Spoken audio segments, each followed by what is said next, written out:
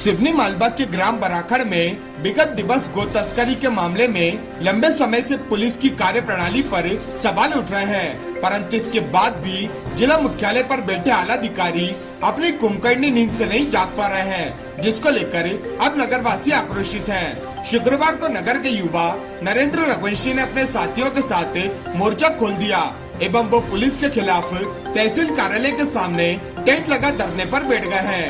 नरेंद्र रघुवंशी का कहना है कि क्षेत्र में लंबे समय से गो तस्करी चल रही थी, वही अभी भी तस्करी जारी है, परंतु इसके बाद भी पुलिस के द्वारा दलालों का आरोपी नहीं बनाया गया है, न ही ट्रक मालिक को इस मामले में आरोपी बनाया है। क्षेत्र में महाराष्ट्र से ट्रक आकर गोवंश भरकर ले जा रहा है और पुलिस को इसकी जानकारी तक नहीं है। ये भला कैसे संभव हो सकता है?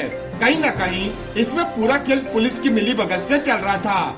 उन्होंने कहा कि हमारी मांग है कि सिवनी मालवा थाने के पुलिस कर्मियों की कॉल डिटेल निकाली जाए, जिससे पता चल सके कि कौन कौन पुलिस कर्मी तस्करों से मिला हुआ था और कौन नहीं। अभी कुछ दिनों पहले भी सिवनी मालवा तहसील के ग्राम महुआ डाना से भी ट्रक भरा कर गया है। पुलिस आज दिनांक तक गो तस्करी के दलालों को गिरफ्तार नहीं कर पाई है। इन्हीं मांगों को लेकर हम धरने पर बैठे हैं। ये 2 तारीख को जो गौ तस्करी हो रही थी यहाँ से नंदावाड़ा से जो ट्रक भरा के आ रहा था, और जो बड़ाखड़ में जो एक्सीडेंट जो दुर्घटना हुई थी उसमें तो बहुत बड़ी मात्रा में सिवनी मालवा से गौ तस्करी चल रही थी। बार बार पुलिस को सूचना देने के बाद भी कोई कार्रवाई नहीं की जा रही थी पुलिस से, जिससे समाज सेवियों ने ऐसा कदम उठाया और ट्रक को जाके रोका, जिसमें बड़ी क्रूरतापूर्वक गाय माता भरी हुई थी, मुंह तक छिला हुआ था उनका, और 2 गौ माता है जिसमें मरी हुई निकली है, वहाँ पे मर गई थी दम घुटने के कारण। पर जो भी लोग जिनने ट्रक भराया है, जिन अधिकारियों की भीड़ थी, जिन पुलिस वालों की भीड़ थी, उन पूरे पुलिस वालों की भीड़, जिनकी भीड़ है, उन सबके थाना प्रभारी तक के मोबाइल की जांच होना चाहिए, कॉल रिकॉर्डिंग की जांच होना चाहिए, और जो दलाल थे, जो दलाल है जिन पे कार्रवाई की गई है, उनके मोबाइल की कॉल रिकॉर्डिंग की जांच होना चाहिए, जो 3 ड्राइवर कंडक्टर थे उनके मोबाइल की जांच होना चाहिए। इन सारी चीजें जांच का विषय बनती हैं। और जो दलाल है,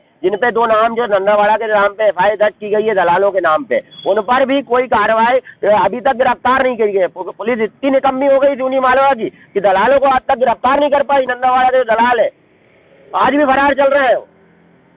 इन सारी चीजों को मांग को लेकर जो मिले हुए अधिकारी हैं दलालों से, क्योंकि आप भी जान रहे हैं कि महाराष्ट्र से आदमी आकर, और जो ट्रक मालिक है उस पर भी एफआईआर, उसको भी आरोपी नहीं बनाया गया।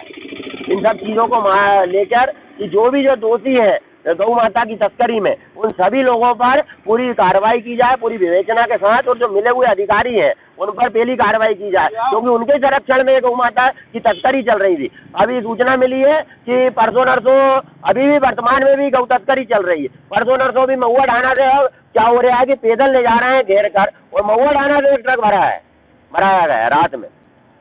गाँव में मिले ये ग्रामीण जो है इलाके जंगल क्षेत्र के वहाँ इकट्ठे कर रहे हैं और वहाँ से भर के सीधा ले जा रहे हैं, क्योंकि क्या हो रहा है कि सिवनी मालवा की जो क्षेत्र है उसकी बाउंड्री महाराष्ट्र से पास पड़ती है। इधर बैतूल से सीधा महाराष्ट्र, और महाराष्ट्र में कत्ल खाना है गौ माता का, तो वहाँ पर ले जा रहे हैं। अभी कल ही की घटना है कि हरसूद में एक ट्रक पकड़ाया है जिसमें 20 गौ माता मरी निकली है। पूरे क्षेत्र में 2606 लावारिस गौ माता है, और इन्हीं की तस्करी हो रही है।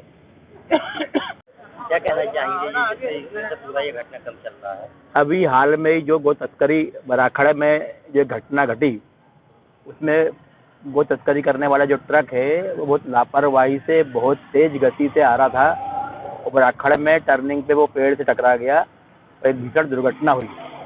वो दुर्घटना इतनी भीषण थी कि इसमें 2 गायों की भी मौत हो गई। जब 2 गायों की मौत हो गई तो उसके सामने केबिन में बैठे हुए निश्चित रूप से ड्राइवर कंडक्टर भी घायल हुए होंगे, और घायल हुए होंगे तो वहाँ के लोगों ने उनको पानी वानी पिलवा के उनको पुलिस को सूचना करी और हॉस्पिटल भिजवाया। बाद में मालूम पड़ा कि हॉस्पिटल में एक व्यक्ति की मौत हो गई।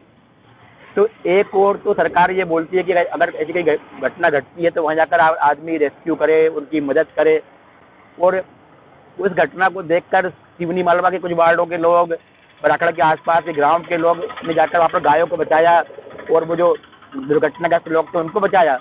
वहीं बहुत सारे लोगों के ऊपर 302 की एफआईआर कर दी। एक ओर तो आपने बचाने वालों के ऊपर एफआईआर कर दी, वहीं दूसरी ओर आपने ट्रक मालिक पे कार्रवाई नहीं करी। लगातार पुलिस के संरक्षण में जो गो तस्करी चल रही थी, तो जो ड्राइवर और जो कंडक्टर जो उनके मोबाइल ट्रेस की जाए, उनके मोबाइल से अधिकारियों के मोबाइल ट्रेस किए जाए और ऐसे अधिकारियों का भी चेहरा बेनकाब किया जाए जो इस गो तस्करी में शामिल थे और उन पर कड़ी कार्रवाई की जाए।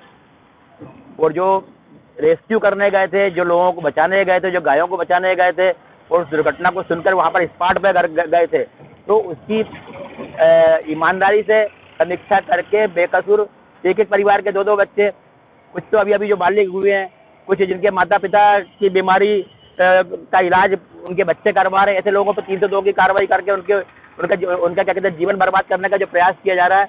कल कोई दुर्घटना पे कौन कैसे खड़ा होगा, कौन किसकी मदद के लिए खड़ा होगा। हमारा निवेदन है कि ऐसे लोगों को तत्काल क्या कहते हैं उनको रिहा किया जाए।